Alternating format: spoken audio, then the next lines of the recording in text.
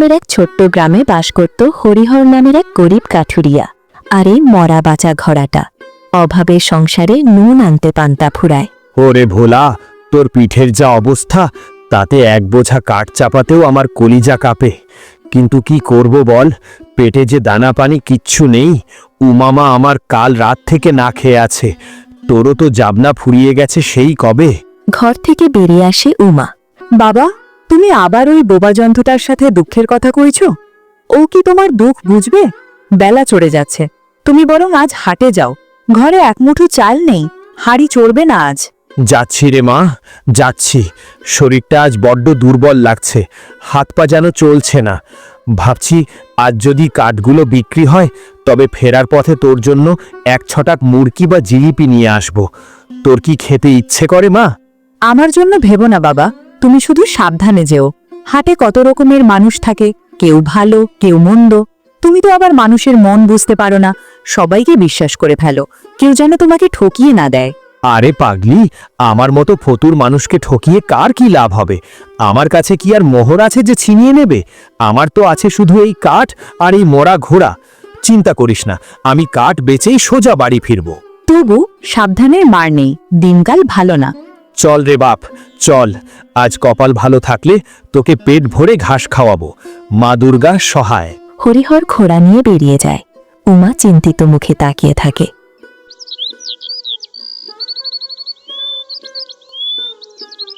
হাটে প্রচণ্ড ভিড়, নানা রকম দোকানপাট।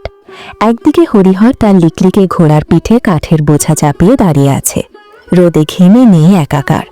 সে দুর্বল গলায় ক্রেতাদের ডাকছে। ও ভাই, কাঠ নেবে গো? কাঠ একদম শুকনো ঝনঝনে কাঠ, চুলোয় দিলেই দাউ দাউ করে জ্বলবে। নিয়ে যাও গো বাবুরা, সস্তায় দিচ্ছি। ভিড়ের মধ্য দিয়ে হেলে দুলে প্রবেশ করে গ্রামের কুখ্যাত মহাজন গোবর্ধন শেঠ। তার পরনে ধুতি পাঞ্জাবি, গলায় সোনার চেন, হাতে মোটা আংটি, চেহারায় ধূর্তামির ছাপ। হরিহরকে দেখে সে থমকে দাঁড়ায়। আরে, ই তো সেই বোকা হাদা হরিহর। চেহারা দেখেই মনে হচ্ছে 7 দিন খায়নি। এই ফকিন্নির বেটাকে আজ একটু বোকা বানিয়ে মজা নেওয়া যাক।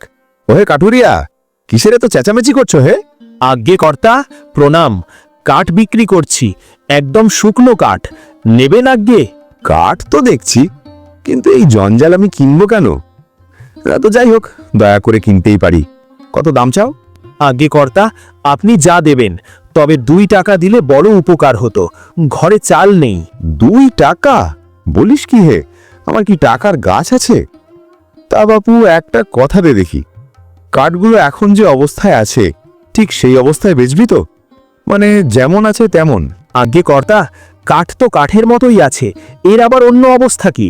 হ্যাঁ, যেমন আছে তেমনই বেচব, এতে আমার আপত্তির কি আছে? ভালো করে ভেবে বল, কথার খেলাপ যেন না হয়। যেমন আছে তেমন ভাবেই সবটা দিতে হবে কিন্তু। হ্যাঁ আজ্ঞে কর্তা, কথা দিচ্ছি, যা দেখছেন সবই আপনার।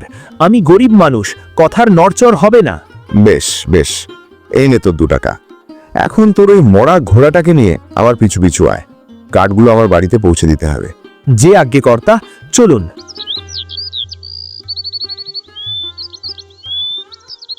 হরিহর কাঠ বোঝায় ঘোড়া নিয়ে গোবর্ধন শেঠের পিছু পিছু তার বাড়িতে পৌঁছালো। ব্যাস ব্যাস ব্যাস, এখানেই থাম। কাঠগুলো নামিয়ে রেখে তুই এবার বিদে হ।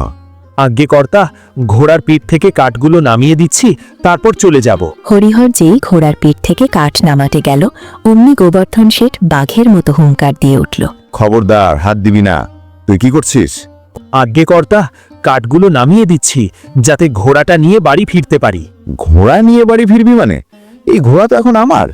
সে কি কথা কর্তা, আমি তো আপনাকে কাঠ বেচেছি, ঘোড়া বেচবো কেন? ঘোড়া তো আমার বাহন, আমার সন্তানের মতো। চুপ কর মূর্খ। তুই কি হাটে কথা দিসনি যে যেমন আছে তেমন ভাবেই সব বেচবি? কাঠগুলো ঘোড়ার পিঠে ছিল, তাই শর্ত অনুযায়ী কাঠের সাথে ঘোড়াও এখন আমার। তুই 2 টাকা নিয়েছিস, এখন এখান থেকে দূর হ। দোহাই কর্তা, এমন অবিচার করবেন না। এই ঘোড়াটা ছাড়া আমার আর সম্বল বলতে কিছু নেই। আমি গরিব মানুষ, মরে যাব কর্তা। 2 টাকার বদলে আমার লক্ষ টাকার ঘোড়া নেবেন না। মরবি তো মর, তাতে আবার কি? ব্যবসায় কোনো মায়া দয়া নেই। শর্ত মানে শর্ত। এই কে আছিস? এই লোকটাকে ঘাড় ধাক্কা দিয়ে বের করে দে। শেঠের চিৎকারে আশপাশের প্রতিবেশী ও পথচলতি মানুষ জড়ো হয়ে গেল। গোবর্ধন শেঠ তাদের দিকে তাকিয়ে কুমিরের কান্না কাঁপতে লাগলো। ওগো তোমরা শোনো, এই লোকটা কেমন বেঈমান দেখো। হাটে সবার সামনে কথা দিল আর এখন শর্ত মানতে চাইছে না। তোমরাই বিচার করো। কি হয়েছে শেঠ মশাই?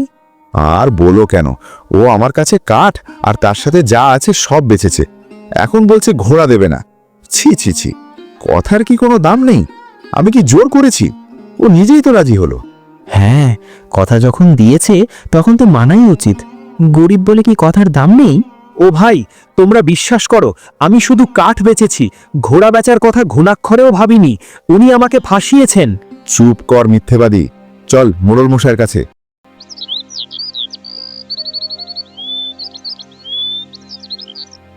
মোড়ল মশাই বসে আছেন। তিনি গোবর্ধন শেঠের বাল্যবন্ধু।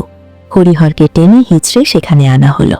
কি ব্যাপার গোবর্ধন, ভর দুপুরে এত শোরগোল কিসের? বন্ধু মানে মোড়ল মশাই, দেখুন না এই কাঠুরিয়া কেমন জোচ্চুরি করছে। আমার কাছে যেমন আছে তেমন শর্তে মাল বেচে এখন ঘোড়া দিতে চাইছে না। আমি তো ন্যায় বিচার চাই। কি হে বাপু, তুমি কি শর্ত মেনে টাকা নিয়েছো? আজ্ঞে হুজুর, আমি টাকা নিয়েছি ঠিকই, কিন্তু আমি ভেবেছিলাম শুধু কাঠের কথা হচ্ছে, ঘোড়া বেচবো কেন? আইন তো ভাবাভাবির ওপর চলে না বাপু, আইন চলে কথার ওপর। তুমি যখন বলেছ যেমন আছে তেমন বেচবে, আর কাঠ যেহেতু ঘোড়ার পিঠে ছিল, তাই ঘোড়া সমেত কাঠই বিক্রি হয়েছে। নিজের বোকামির সাজা তো তোমাকেই পেতে হবে। হুজুর, এটা ঘোর অন্যায়, ভগবানের বিচার হবে। খবরদার, মোড়লের মুখের ওপর কথা। যাও, ঘোড়া রেখে বাড়ি যাও, আর গোলমাল করলে চাবুক মেরে ব্রাম ছাড়া করব। ন্যায় বিচার না পেয়ে নিজের একমাত্র সম্বল হারিয়ে হরিহর চোখের জল মুছতে মুছতে বাড়ি ফিরল। তার মনে তখন আকাশ ভেঙে পড়ার কষ্ট। মারে, সব শেষ হয়ে গেল, আমার কপালটাই পোড়া। ওই রাক্ষস শেঠ আমার ঘোড়াটাও কেড়ে নিল। এখন আমি কি নিয়ে বাঁচব? তোকে কি খাওয়াবো? কেঁদো না বাবা, চোখের জলে পেট ভরে না। সব খুলে বলো তো, ঠিক কি হয়েছিল? হরিহর সব ঘটনা খুলে বলল। সব শুনে উমার চোখ রাগে জ্বলে উঠল, কিন্তু সে শান্ত রইল। এই ব্যাপার? ওই শেঠ তোমায় বোকা পেয়ে ঠকিয়েছে, আর মোড়ল মশাইও তার বন্ধুর হয়ে পক্ষপাতিত্ব করেছে। তুমি ভেবো না বাবা, এর শোধ আমি তুলব। ও যেমন প্যাচ কষেছে, আমিও ওকে পাল্টা প্যাচে ফেলবো। না মা, তুই যাস না। ওরা বড়লোক, ক্ষমতাশালী, আমরা চুনোপুটি, ওদের সাথে পারবো না। ওরা তোকেও বিপদে ফেলবে। বাঘের সাথে গায়ের জোরে না পারি, শেয়ালের সাথে বুদ্ধির জোরে তো পারবো। তুমি কাল বিশ্রাম নাও। আমাদের যে গাধাটা আছে, ওটার পিঠে কিছু কাঠ চাপিয়ে দাও। কাল আমি হাটে যাব। কিন্তু মা। কোনো কিন্তু নয় বাবা, অন্যায়ের জবাব দিতে হয়। তুমি দেখো আমি কি করি। ওই শেঠকে আমি উচিত শিক্ষা দিয়েই ছাড়ব।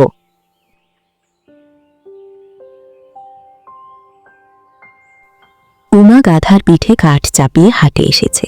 সে একপাশে দাঁড়িয়ে আছে, তার চোখে মুখে দৃঢ় প্রতিজ্ঞা। কাঠ নেবে গো, কাঠ? শুকনো খটখটে কাঠ, সস্তায় কাঠ। গোবর্ধন শেঠ আজও হাটে এসেছিল নতুন শিকারের খোঁজে। উমাকে দেখে সে চিনতে পারল না, কিন্তু গাধা সমেত কাঠ দেখে তার গতকালের কথা মনে পড়ে গেল। লোভ চকচক করে উঠল তার চোখে। বাহ, কাল ঘোড়া পেলাম, আজ দেখছি একটা আস্ত গাধা পাওয়ার সুযোগ। মেয়েটা দেখতে তো বোকা বোকা মনে হচ্ছে। গতকালকের বুড়োটার মেয়ে হবে বোধহয়। এই যে খুকি, কাঠ বেচবে নাকি? হ্যাঁ গো বাবু, বেচবো তো। খুব ভালো কাঠ, নেবেন? তা দাম কত? 4 টাকা, 1 পয়সাও কম হবে না। বাপ রে, বড্ড দাম। তা বাবু, এটা কথা বলো, কাঠগুলো যেমন আছে তেমন ভাবেই বেচবে তো? মানে যা দেখছি সব সমেত, কোনো নড়চড় হবে না তো? ও, এই তাহলে তোমার ফন্দি। হ্যাঁ বাবু, আপনি যা দেখছেন, যে অবস্থায় দেখছেন, একদম সেভাবেই বেচবো। আমার কথার নড়চড় হবে না। কাঠ, রশি যা আছে সব পাবেন। ঠিক আছে ঠিক আছে, এই নাও 4 টাকা। কাঠগুলো আমার খুব দরকার, আমার পিছু পিছু এসো। দাঁড়ান বাবু, আমারও একটা ছোট্ট শর্ত আছে। শর্ত? আবার কিসের শর্ত? টাকা তো দিয়েই দিলাম। টাকা তো দিলেন, কিন্তু আমিও তো আপনার থেকে টাকাটা যেমন আছে তেমন ভাবেই নেব। এ আবার কেমন কথা? টাকা তো টাকাই, এর আবার যেমন আছে তেমন কি? টাকা তো আর পচা বা ভাঙা নয়। না না, সে কথা বলছি না। আপনি আমাকে টাকাগুলো যেই হাতে ধরে দিচ্ছেন, সেই হাত সমেত টাকাগুলো আমাকে দিতে হবে। ঠিক যেমন আমি গাধা সমেত কাঠ দিচ্ছি, যেমন আছে তেমন শর্তে। কি আবল তাবল বকছিস? টাকার সাথে হাত দিতে হবে মানে? তুই পাগল নাকি? হাত কি খোলা যায়? পাগল নই বাবু, হিসেবি। আপনি যেমন কাঠের সাথে গাধাটা চাইছেন কারণ কাঠ গাধার পিঠে আছে, আমিও আপনার হাতের মুঠোয় থাকা টাকাগুলো চাইছি হাত সমেত। শর্ত তো দুতরফেই সমান হওয়া উচিত, তাই না? দিন, হাত কেটে দিন।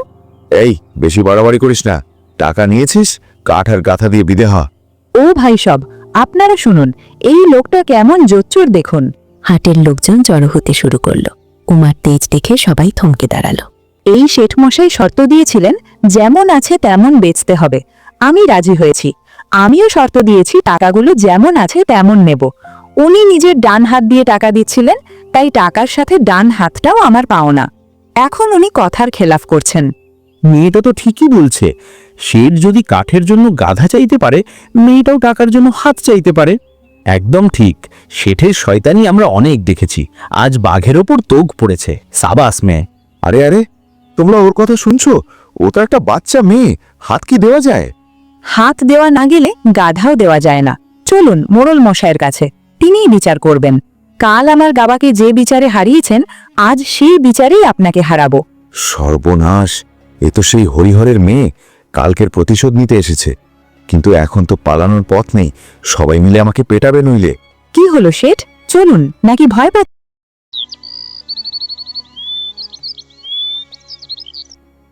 আবার বিচার সভা বসল। এবার ভিড় উপচে পড়ছে। সবাই দেখতে চায় এই লড়াইয়ের শেষ কোথায়। কি ব্যাপার মা, তুমি আবার কেন গোলমাল করছো? গোলমাল আমি করছি না মোড়ল কাকা, আমি শুধু ন্যায় বিচার চাইছি। কাল আপনি রায় দিয়েছিলেন যে যেমন আছে তেমন শর্তে কাঠ বেচলে ঘোড়াও দিতে হবে। আজ আমিও সেই একই শর্তে কাঠ বেচেছি, কিন্তু আমার শর্ত হলো উনি টাকাটা যে হাতে দিচ্ছেন সেই হাত সমেত আমাকে দিতে হবে। দিন, ওনার হাত কেটে আমাকে দিন। এ তো ভারী মুশকিল। টাকার সাথে হাত, এ কেমন শর্ত? হাত কাটলে মানুষটা বাঁচবে? কেন কাকা, কাঠের সাথে ঘোড়া নিলে যদি আমার বাবার পেট না বাঁচে, তবে ওনার হাত গেলে উনি বাঁচবেন কি মরবেন তা আমি কেন ভাববো? আইন তো সবার জন্য সমান, তাই না? ঠিক ঠিক, মেয়েটা হক কথা বলেছে। বিচার চাই, বিচার চাই, শেঠের হাত চাই। বন্ধু, মানে মোড়ল, আমাকে বাঁচাও। এই ডাইনি মেয়ে তো আমার হাত কেটে নিতে চাইছে। আমি কি হাত ছাড়া বাঁচবো? দেখো গোবর্ধন, তুমি ফেঁসে গেছো। মেয়েটি তোমাকে তোমারই চালে ধরেছে। এখন মান সম্মান আর হাত বাঁচাতে চাইলে মিটমাট করো। মারে, আমায় মাফ কর, আমি ভুল করেছি, হাত নিস না। শুধু মাফ চাইলে হবে না, আমার বাবার ঘোড়া ফেরত দিতে হবে, আর এই হয়রানির জন্য ক্ষতিপূরণ দিতে হবে। গোবর্ধন, মেয়েটি যখন দয়া দেখাচ্ছে, তুমি ওর কথা মেনে নাও। তোমার হাত বাঁচানোই এখন আসল কাজ। ঠিক আছে ঠিক আছে, ঘোড়া ফেরত দেব। আর এই নে 50টা মোহর, এবার আমাকে রেহাই দে। শেঠ 50টা মোহর দিল। উমা টাকা নিয়ে হাসল, কিন্তু শেঠের অপমান সহ্য হচ্ছিল না। দাঁড়া মেয়ে, এত সহজে পার পাবি না। তুই আমাকে সবার সামনে অপমান করেছিস, আমার টাকা নিয়েছিস। আমি তোকে একটা চ্যালেঞ্জ দিচ্ছি। কি চ্যালেঞ্জ শেঠ মশাই? আবার হারতে চান? বুদ্ধির লড়াই। আমরা দুজনে দুটো গাঁজাখড়ি গল্প বলবো। যার গল্প বেশি মিথ্যে অথচ কেউ মিথ্যে প্রমাণ করতে পারবে না, সে জিতবে। তুই জিতলে আরও 500 মোহর দেব, আর আমি জিতলে আমার সব টাকা, তোর গাধা আর বাবার ঘোড়া সব আমার হবে। রাজি? বেশ জমেছে খেলা। উমা, তুমি কি রাজি? আমি রাজি, কিন্তু আমার একটা শর্ত আছে। আমার শর্ত? হ্যাঁ, গল্পের শেষে কেউ কাউকে মিথ্যেবাদী বলতে পারবে না। যে বলবে এটা মিথ্যে, সেই হেরে যাবে। বেশ, রাজি। আমি শুরু করছি। দেখিস, আমার গল্প শুনে তোর মাথা ঘুরে যাবে। শোন তবে। একবার বর্ষাকালে আমার বাড়ির উঠোনে একটা সর্ষের দানা পড়েছিল। আমি খেয়াল করিনি। দুদিন পর দেখি, ওরে বাবা, সেই সর্ষের দানা থেকে এমন গাছ হয়েছে যে আকাশ ছুঁয়ে ফেলেছে। আর সেই সর্ষে গাছ ডালপালা মেলে এক বিশাল জঙ্গল তৈরি করেছে। এত ঘন জঙ্গল যে দিনের বেলাতেও সূর্য দেখা যায় না। উরে বাবা, সরিষা গাছের জঙ্গল! তারপর? তারপর সেই জঙ্গলে একদিন আমার 10টা হৃষ্টপুষ্ট ছাগল হারিয়ে গেল। আমি তন্ন তন্ন করে খুঁজলাম, কিন্তু সেই ঘন সর্ষে বনের গোলকধাঁধায় তাদের টিকিটিও পেলাম না। হতাশ হয়ে আমি বাড়ি ফিরলাম। তারপর একদিন আমার গিনি বলল, ওগো, সর্ষে গাছের কচি পাতাগুলো তো খুব ভালো হয়েছে, আজ ওগুলো তুলে আনি। আমি বললাম, বেশ তো, আজ সর্ষে শাকের ঘন্ট রাঁধো। যেই না দুপুরবেলা সেই সর্ষে শাক দিয়ে ভাত মেখে এক গ্রাস মুখে তুলছি, অমনি আমার পেটের ভেতর থেকে ছাগলের ডাক শোনা গেল, ম্যা ম্যা। পেটের ভেতর ছাগল? হ্যাঁ, আমি যেই হাঁ করেছি অমনি আমার মুখ দিয়ে টপাটপ করে 10টা হৃষ্টপুষ্ট ছাগল বেরিয়ে এলো। আসলে ওরা ওই সর্ষে গাছের ঘন পাতার মধ্যেই লুকিয়েছিল, আর গিনি না দেখে সেই শুদ্ধ শাক রেঁধে ফেলেছে। আমি শাকের সাথে আস্ত ছাগলগুলো গিলে ফেলেছিলাম। সবাই হাসতে লাগলো। গল্পটা নির্জলা মিথ্যে, কিন্তু শেঠ বেশ গুছিয়ে বলেছে। কি হে মোড়ল, বিশ্বাস হচ্ছে না? বিশ্বাস না হয়ে উপায় কি? হতেই পারে। কিরে ছড়ি, কেমন দিলাম গল্প? এবার তোর পালা। মনে রাখিস, আমার গল্পকে মিথ্যে প্রমাণ করতে পারবি না। উমা ধীর পায়ে এগিয়ে এলো, তার মুখে এক রহস্যময় হাসি। আপনার গল্পটা বেশ ভালো শেঠ মশাই, তবে আমার গল্পটা শুনুন। গত বছর আমি আমাদের বাড়ির পেছনে একটা তুলোর বীজ পুঁতেছিলাম। পরদিন সকালে উঠে দেখি সেই গাছটা এত বড় হয়েছে যে তার ডালপালা মেঘের ওপর দিয়ে চলে গেছে। সেই গাছে যখন তুলো হলো, তখন সেই তুলো পাড়তে আমার 50 জন লোক লাগলো। হতেই পারে। তারপর? সেই তুলো বস্তায় ভরে আমি আমার দাদাকে বললাম শহরে গিয়ে বেছে আসতে। আপনারা তো জানেন না, আমার এক দাদা ছিল। সে 50টা ঘোড়ার পিঠে সেই তুলো বোঝাই করে শহরের দিকে রওনা হলো। তোমার দাদা? কিন্তু আমরা তো জানি তোমার কোনো দাদা নেই। ছিল কাকা, ছিল। আমার দাদা সেই তুলো নিয়ে রওনা হলো ঠিকই, কিন্তু সে আর ফিরে এলো না। আমি 5 বছর ধরে তার অপেক্ষা করেছি। আমি অনেক খোঁজ নিয়েছি, কিন্তু কেউ তার সন্ধান দিতে পারল না। সে কি? কোথায় গেল মানুষটা? আমি ভেবেছিলাম ডাকাতরা হয়তো তাকে মেরে ফেলেছে, কিন্তু আজ ঠিক এই মুহূর্তে শেঠ মশাইয়ের গল্প শুনে আমি সব বুঝতে পারলাম। আমার দাদার কি হয়েছিল আজ পরিষ্কার হলো। আমার গল্প শুনে মানে?